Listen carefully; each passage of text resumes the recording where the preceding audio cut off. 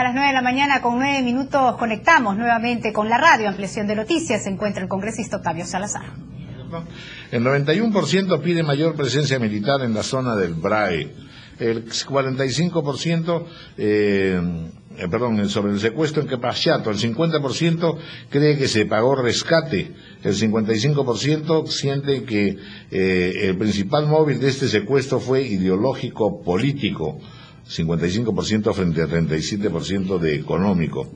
Y así por el estilo. En realidad hay no una situación de pesimismo, pero sí evidentemente la gente está convencida que no se está haciendo lo suficiente. Por eso el 91% pide mayor presencia militar y el 72% cree que hay un rebrote del terrorismo. Estamos ante una realidad pues compleja. Y mientras no se demuestre lo contrario, evidentemente está pesando mucho esto en la opinión pública.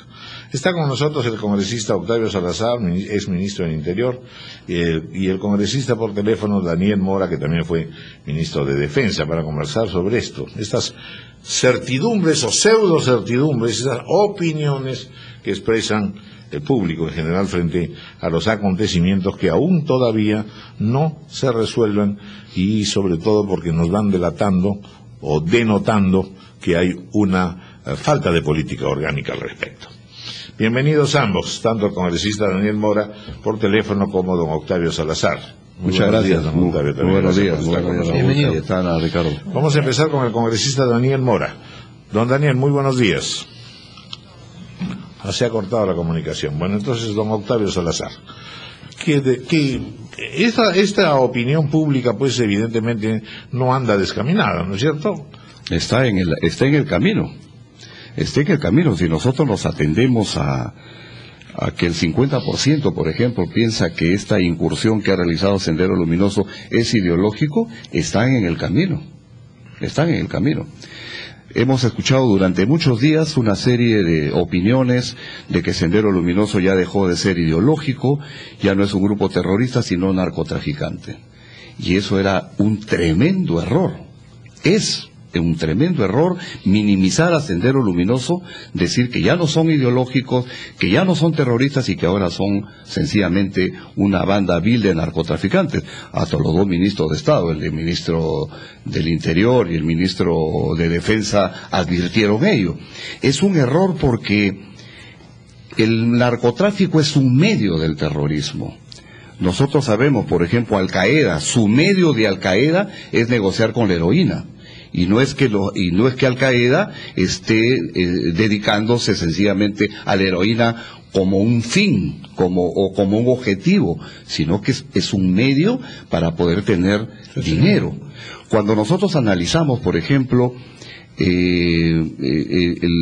toda la legislación referente a la lucha contra el terrorismo internacional y a su financiamiento, con $500,000, por ejemplo, atacaron las torres de Nueva York. Esa operación le costó a estos criminales $500,000. ¿Y cómo lo financiaron? A través, pues, de todas estas argucias de ellos, esta forma y manera de poder ingresar a un campo importante que es la de tratar de obtener recursos vía, pues, los delitos que ellos apoyan para poder tener un medio, para poder tener una determinada cantidad de dinero. Los ciudadanos no se equivocan y dicen, por ejemplo, que el 50% piensa que se pagó. Es probable que se haya pagado. Yo pienso que sí, es muy probable que se haya pagado, porque al fin y al cabo... No obstante que las empresas en realidad han sido ellos muy claras, dicen que no, enfáticas, indudablemente, pero esa es una línea de acción. Pretender pensar a sangre y fuego, liberar a estos secuestrados en una lucha, en un terreno tan complicado como el BRAE, indudablemente requiere una situación muy crítica, y que iban a haber, pues, muchas bajas de parte de los ciudadanos que estaban secuestrados, ¿no? Ahora, ese es el problema, y sabemos que Sendero obtiene financiamiento del narcotráfico y lo ha venido haciendo desde hace mucho tiempo, solo que ahora parece tener un peso mucho mayor. Narcoterrorismo, terrorismo puro, narcotráfico, lo que tenemos es un problema muy complicado. Ahora lo complicado está en qué tipo de respuesta le damos, porque hay un grupo grande también de ciudadanos que considera que debe haber una presencia militar mayor, es decir, una respuesta militar para un fenómeno que no es del todo nuevo. Otros, me imagino que usted también, plantean más bien otro tipo de soluciones para este problema, que es el de la inteligencia, que es el de un trabajo mucho más lento pero preciso, un tema policial. El tema es mucho más integral.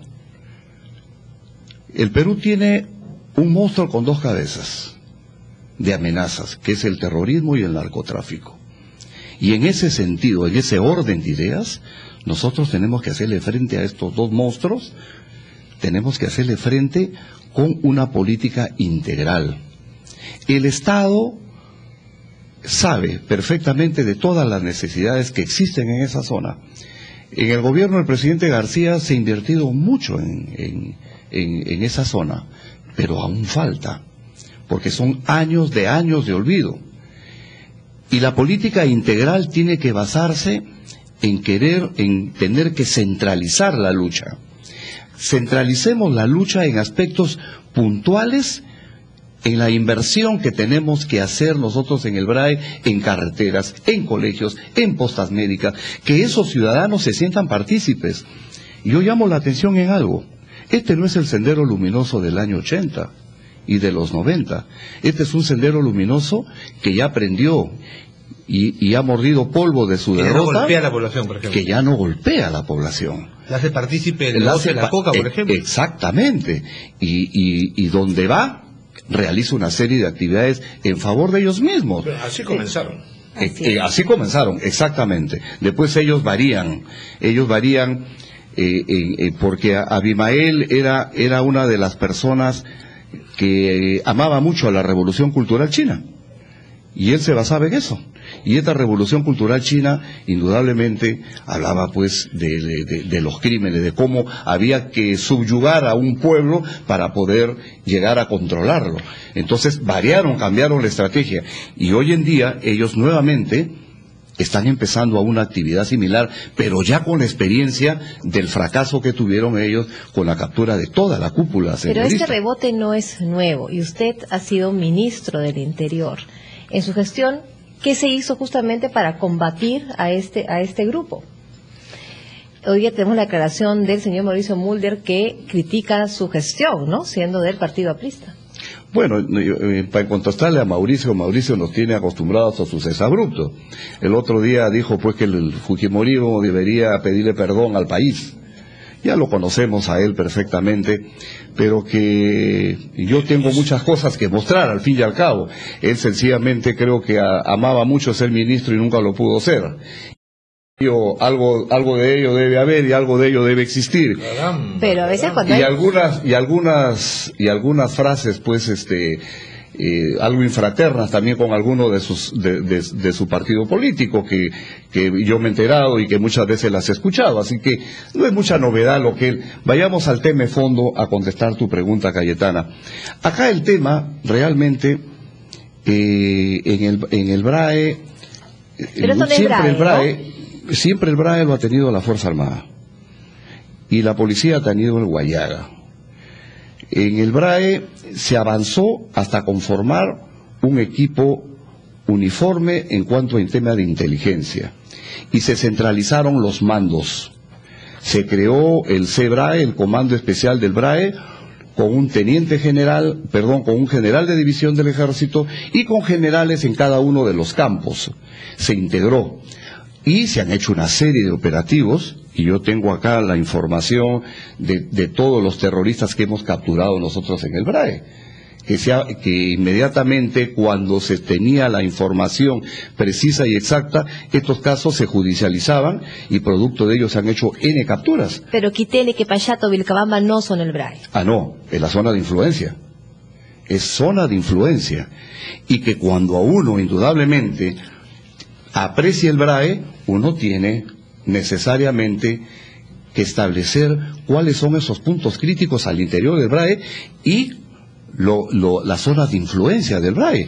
Y un punto crítico, definitivamente, que es pues Camisea. Una respuesta militar, entonces, ministro o congresista, en los términos en lo que usted plantea el problema? ¿O es necesaria en este momento de pronto? Una respuesta militar puede darse, pero hay que tener todas las garantías y tenemos que tener la información exacta, porque Sendero en esa zona la conoce como la palma de su mano.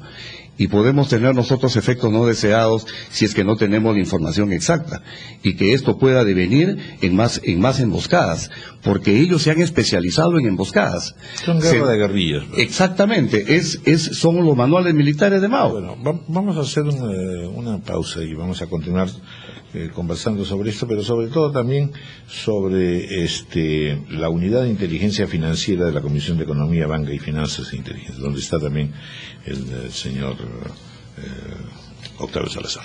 Muchas gracias, don Raúl. Vamos a hacer una pausa. Vamos a hacer una pausa, por favor. Ha sido la participación del congresista Octavio Salazar en la ampliación de noticias. Vamos a ir a la pausa, amigos, y vamos a regresar con más información aquí en la RPP Televisión.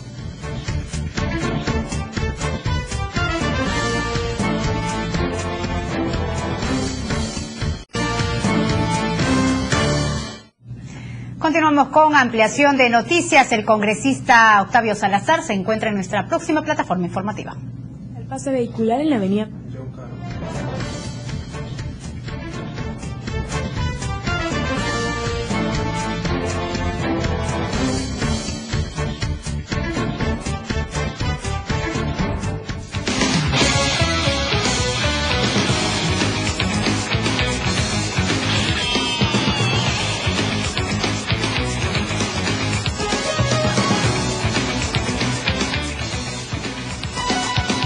Bueno, a ver, cuéntenos un poco cómo es este tema de inteligencia financiera, porque en realidad hemos visto muchas variantes en la constitución de la misma y en el funcionamiento de la misma. Ahora pareciera que hay una voluntad mayor por parte de la SUNAT y una voluntad política, y se da la coyuntura además de que en efecto bien sabemos que hay pues esta alianza entre el narcoterrorismo y también el lavado de dinero, que es una cosa tremenda y que es el comienzo del mal y el vicio que se extiende y gana a todo tipo de población, porque en realidad se mueve mucho dinero. ¿Qué cosa es lo que ha ocurrido? Bueno, le explico, don Raúl, y como que los ciudadanos también es importante que conozcan qué es la UIF, ¿no? La UIF es una organización que detecta dentro de los circuitos financieros dinero mal habido, y que luego de ello realizan una investigación preliminar, y esta investigación preliminar que realizan es pasada a la Fiscalía. Hasta hoy en día, esta función, la Fiscalía evalúa y si ve conveniente pronunciarse para iniciar un proceso de investigación, lo hace, y si no, lo archiva. Pero estos decretos legislativos, y que hay que felicitar al gobierno, son muy buenos decretos legislativos.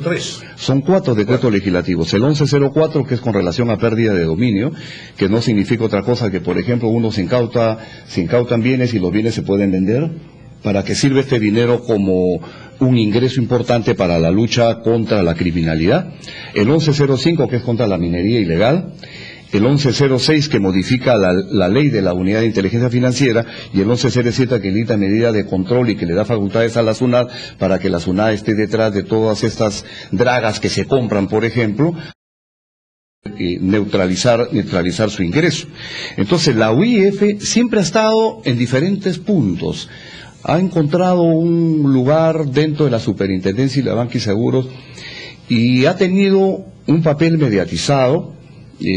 No eran vinculantes sus informes, por ejemplo, 1, 2, existían organizaciones que no eran fiscalizadas por nadie, por ejemplo, el caso de notarios, el caso de las joyerías, el caso de todas las casas de cambio, los cambistas informales, y pues ahora la ley le está dando unos superpoderes a la UIF, y nos parece muy bien, porque esa es la manera de poder empezar a controlar todos los circuitos del dinero a efectos de poder detectar a tiempo negociaciones que estén por debajo de la mesa y que indudablemente constituyan lavado de activos y favorezcan o sigan favoreciendo el crimen organizado y dentro del crimen organizado hasta el terrorismo. Pero siempre tiene que pasar por el circuito financiero, porque ahí hay una limitación, porque justamente esas operaciones no van a pasar nunca por el circuito financiero, van a ser todas en la informalidad.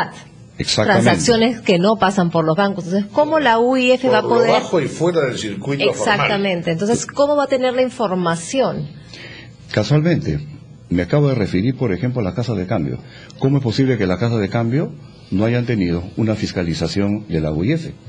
Ahora sí, porque cualquiera llevaba pues 5 o 7 dólares y los cambiaba, ¿no? Y tenían el dinero. No tenía que mediar ninguna explicación. Absolutamente nada. Ahora sí, ahora ellos van a informarle a la UIF. De igual forma las notarías, se compran casas, viviendas, se transfieren y ellos tampoco informaban a la UIF.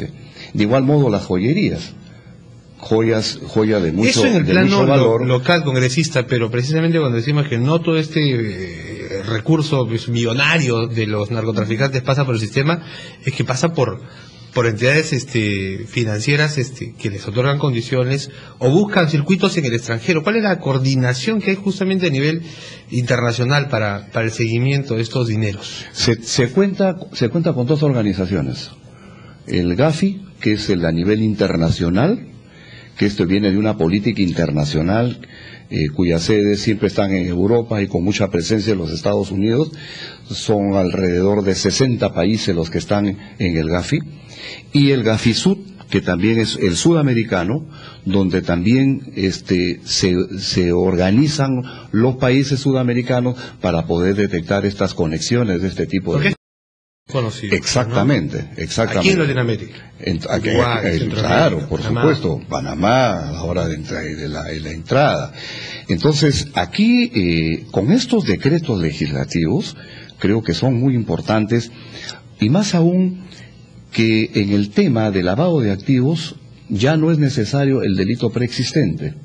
Ahora se está considerando al lavado de activos como un delito autónomo. Es decir, dándole ya todas las facultades a la unidad de inteligencia financiera para que pueda detectar un dinero mal habido. Y que sus informes sean vinculantes para el Ministerio Público. El Ministerio Público en base a eso puede ya iniciar investigaciones.